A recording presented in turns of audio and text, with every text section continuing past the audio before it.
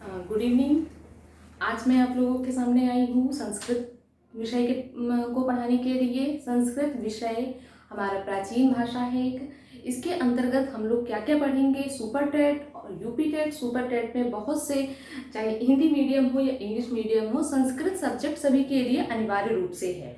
ये नहीं है कि इंग्लिश मीडियम है तो उनको संस्कृत के क्वेश्चन नहीं अटेम्प्ट करने, उनको भी संस्कृत के क्वेश्चन अटेम्प्ट करने हैं। तो आज हम संस्कृत के बारे में पढ़ेंगे। संस्कृत शब्द की उत्पत्ति, संस्कृत में क्या क्या हम लोग पढ़ते हैं, संधि आता है, कारक आता है, विभक्तियां आती हैं, बहुत ही विशाल सब्जेक्ट है। आज हम में वर्णमाला टॉपिक उठाएंगे, वर्णमाला के बारे में पढ़ेंगे। उससे पहले हम संस्कृत में आपको ये बताएं कि संस्कृत शब्द की उत्पत्ति कैसे हुई है। संस्कृत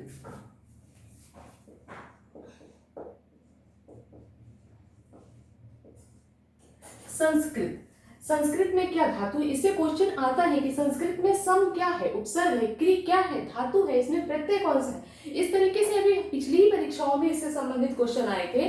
तो इस संस्कृत के बारे में हम जानेंगे कि संस्कृत शब्द की उत्पत्ति कैसी हुई। सम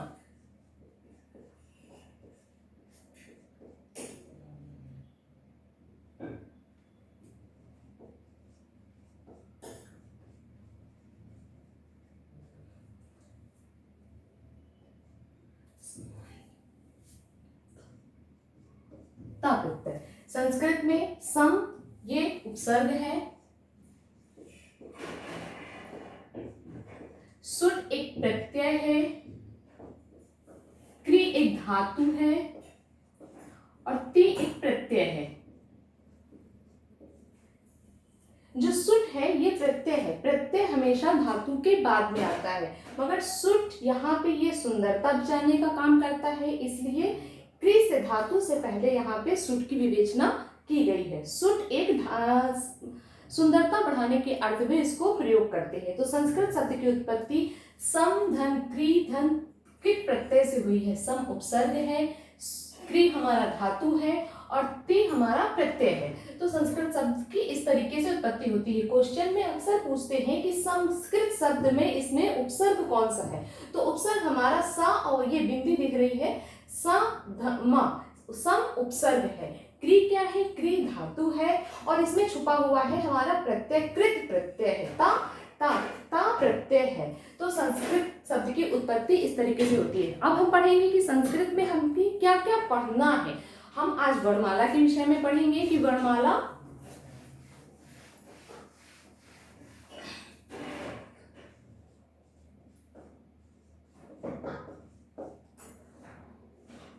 के विषय में पढ़ेंगे कि वर्णमाला जिस तरीके से हिंदी की अपनी एक वर्णमाला है, इंग्लिश की अपनी एक वर्णमाला है, उसी तरीके से संस्कृत की भी अपनी एक वर्णमाला है। संस्कृत की वर्णमाला हिंदी की वर्णमाला से भिन्न नहीं है, एक ही जैसी। संस्कृत की वर्णमाला का जो आधार है, जो बेसिक है, वो हमारे महेश्वर सूत्रों से लिया गया है। अब आप कहेंगे महेश्वर सूत्र क्या होता है। महेश्वर सूत्र हमारे संस्कृत साहित्य के एक महान व्याकरणकर्ता हैं पाणिनि, जिन्होंने महेश्वर सूत्र की रचना की है। उन्होंने शिव जी को अपनी घोर तपस्या से शिव जी को प्रसन्न किया। शिव जी ने अपने डमरू से 14 बार बजाया और उसकी ध्वनि को पाणिनि जी ने सूत्रों के माध्यम से उसको लिखा। पाणिनि जी का एक महत्वपूर्ण ग्रंथ है, विश्व का महत्वपूर्ण ग्रंथ है अष्टाध्यायी। अष्टाध्यायी में उन्होंने सूत्रों के माध्यम से लिखा है, इसलिए पाणिनि को एक सूत्रकार भी कहते हैं। इससे संबंधित भी एक बहुत ही महत्वपूर्ण क्वेश्चन आता है कि त्रिमुनि कौन है, त्रिमुनि में किसकी संज्ञा है और किसकी संज्ञा नहीं है। तो हमें जब ये पता होगा कि त्रिमुनियों में किसका किसका नाम आता है, तो ये क्वेश्चन हम बहुत आसानी से अटेम्प्ट कर लेंगे कि कौन नहीं है। त्रिमुनि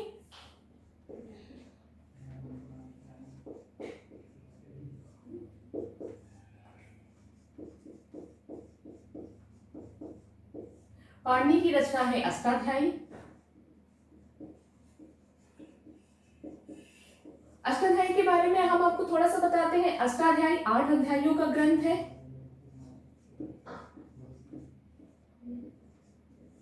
इसमें 8 अध्याय होते हैं और इसके प्रत्येक अध्याय में, हर एक अध्याय में 4-4 पाद होते हैं। इससे एक क्वेश्चन बनता है कि अष्टाध्यायी में कुल कितने पाद हैं। तो अष्टाध्यायी में कुल 32 पाद आते हैं। अष्टाध्याय के 8 अध्याय के प्रत्येक में 4-4 पाद हैं और कुल मिला के 32 पाद है। पाणिनि ने अष्टाध्यायी में सूत्रों के माध्यम से लिखा है, इसलिए पाणिनि को सूत्रकार भी कहते हैं। ये क्वेश्चन आता है कि सूत्रकार किन्हें कहा जाता है, तो हम बताएंगे कि सूत्रकार पाणिनि को कहा जाता है। दूसरे त्रिमुनि में आते हैं पतंजलि। पतंजलि ने पाणिनि के जो अष्टाध्यायी है उसके सूत्रों पे इन्होंने भाष्य लिखा हुआ है, उसी के सूत्रों पे इन्होंने भाष्य लिखा है, इसलिए पतंजलि को भाष्यकार कहते हैं। भाष्यकार कहते हैं। और भाष्य में कितने आहानिक है, इसमें 84 आहानिक हैं। ये भी क्वेश्चन आता है कि जो पतंजलि का भाष्य है उसमें कितने आहानिक है, तो उसमें 84 आहानिक आते हैं। तीसरे त्रिमुनि में आते हैं कात्यायन। कात्यायन का एक दूसरा नाम है वररुचि। वररुचि ने जो पाणिनि के अष्टाध्यायी है इस पे वृत्ति लिखी हुई है, इसलिए इनको वृत्तिकार की संज्ञा दी गई है। ठीक है, तो त्रिमुनियों के अंतर्गत पाणिनि आते हैं, पतंजलि आते हैं और कात्यायन आते हैं, इसलिए इनको त्रिमुनि की संज्ञा दी गई है। इसके अलावा जो भी आते हैं वो त्रिमुनि में नहीं। हमारा क्वेश्चन इस तरीके से बनता है कि त्रिमुनि में कौन कौन से आते हैं, पाणिनि आते हैं, पतंजलि आते हैं, कात्यायन आते हैं, और कौन नहीं आते हैं। तो इन तीनों के अलावा जो नहीं आते हैं वो त्रिमुनि के संज्ञा के अंतर्गत नहीं आते हैं। ठीक है, तो माहेश्वर सूत्र हम आप पढ़ेंगे। माहेश्वर सूत्र वर्णमाला को पढ़ने से पहले हमें माहेश्वर सूत्र का ज्ञान होना जरूरी है, और क्योंकि जो हमारा माहेश्वर सूत्र है उसका आधार वर्णमाला है।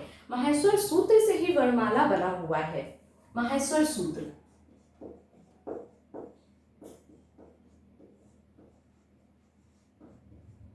माहेश्वर सूत्र का एक दूसरा नाम शिव सूत्र है, और इसका एक और नाम है वर्ण समापनाएं।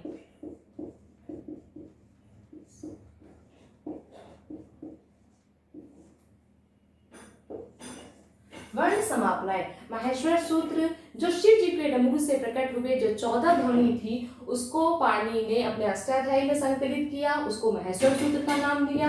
माहेश्वर सूत्र 14 होते हैं, जिसके बारे में हम, ये बहुत ही बड़ा टॉपिक है, इसके बारे में हम आपसे बाद में चर्चा करेंगे, नहीं तो हमारा जो मेन टॉपिक है वो रह जाएगा।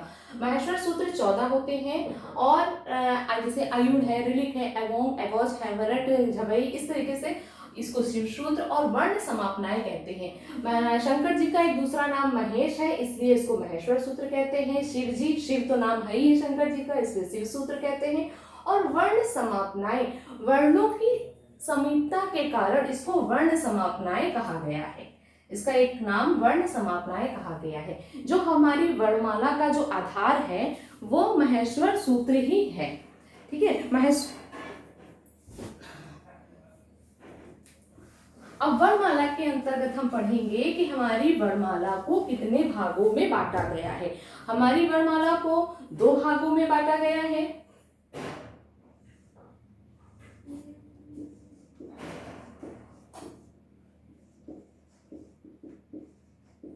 स्वर और व्यंजन। स्वर और व्यंजन। स्वर स्वयं राजते इति स्वरा, जो स्वयं राजते हैं, जो स्वयं विद्यमान होते हैं, जिनके उच्चारण में हमें किसी की मदद नहीं लेनी पड़ती है, जो अपने आप उच्चारित होते हैं, वो स्वर कहे जाते हैं। व्यंजन, व्यंजन का उच्चारण स्वतः नहीं होता है, व्यंजन के उच्चारण में हमको स्वरों की सहायता लेनी पड़ती है, इसलिए व्यंजन स्वरों की सहायता से बोले जाते हैं। और जो स्वर है ये बगैर किसी की सहायता से स्वयं उच्चारित होते हैं, इसलिए इसके बारे में कहा गया है स्वयं राजते, जो स्वयं उच्चारित होते हैं। स्वर, व्यंजन। आज हम आपको स्वर के बारे में ही बताएंगे कि स्वर के कितने भेद हैं, स्वर में कौन कौन से वर्ण आते हैं। तो स्वर कहा जाएंगे। हिंदी में स्वरों की संख्या 11 है। संस्कृत में स्वरों की संख्या 9 कही गई है। हिंदी में स्वरों की संख्या 11 है और संस्कृत में स्वरों की संख्या 9 कही गई है। स्वर के 3 भेद हैं, ह्रस्व, दीर्घ और प्लुत। ह्रस्व जैसा नाम से पता चल रहा है, ह्रस्व छोटा, दीर्घ बड़ा। ह्रस्व में ह्रस्व स्वर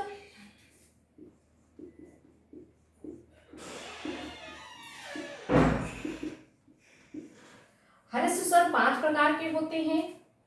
हमारा वर्णमाला हम आपको लिख के बताएंगे, तब आपको आसानी से समझ में आएगा कि स्वर किसे कहते हैं, व्यंजन कौन है, कौन सा दीर्घ स्वर है, कौन सा ह्रस्व स्वर है और कौन सा प्लुत स्वर है।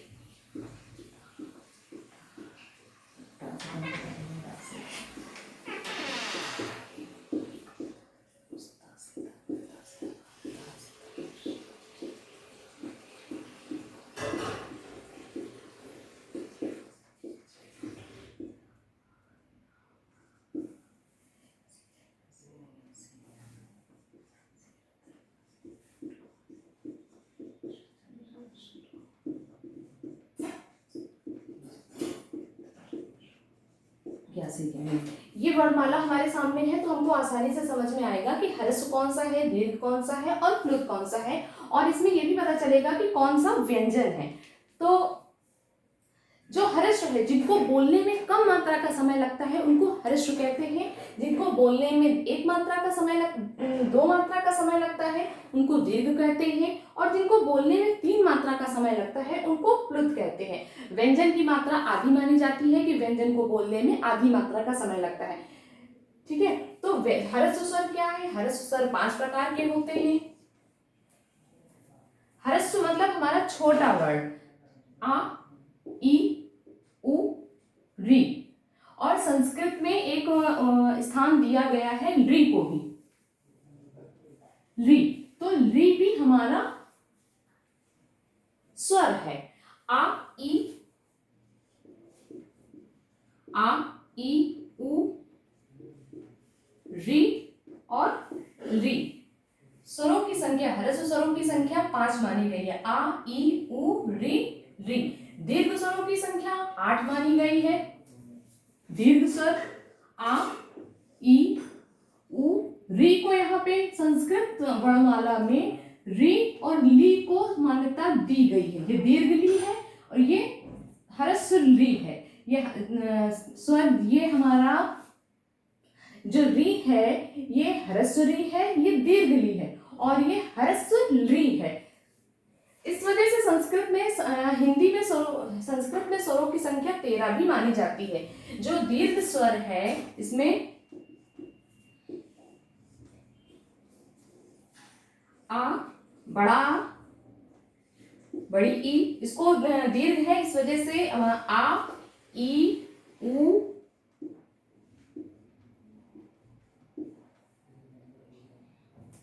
आ, ई, उ, री,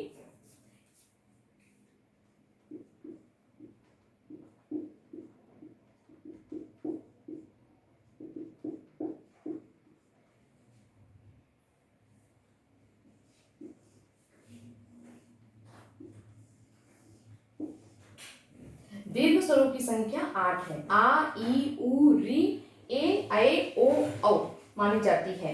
आ का उच्चारण, ये जो ह्रस्व स्वर है इसको मूल स्वर भी कहते हैं। जो ह्रस्व स्वर को मूल स्वर भी कहते हैं।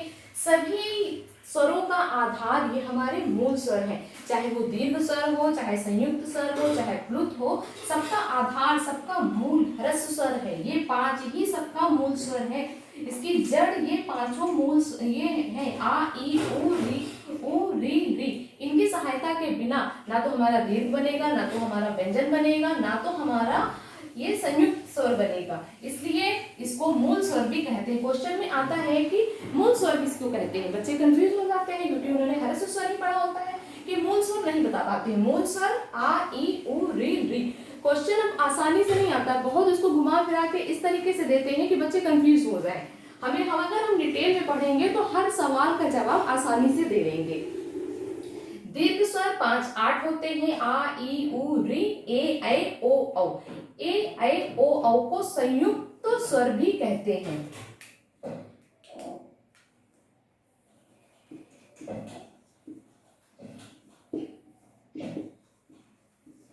जब हम आपको व्यंजन पढ़ाएंगे, व्यंजन में भी होता है, इसके भी कई भेद होते हैं, मगर व्यंजन टॉपिक हम आपको बाद में पढ़ाएंगे। स्वर पढ़ते हैं, स्वर में ये संयुक्त स्वर होते हैं, ए ऐ ओ औ। ये किसके माध्यम से बनते हैं, किसके सहयोग से बनते हैं। जो ए है हमारा, ये बनता है आ धन ई से। आ देखिए हमारा ये मूल स्वर है, आ और ई के योग से, ई भी मूल स्वर है, आ और ई के योग से ए बनता है।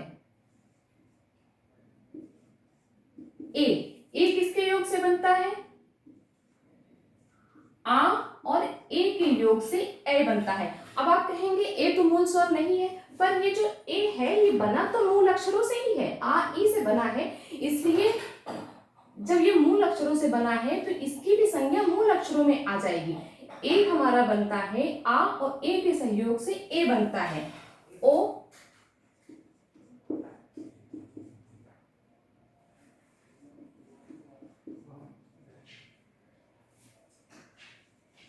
आ और उ के योग से ओ बनता है।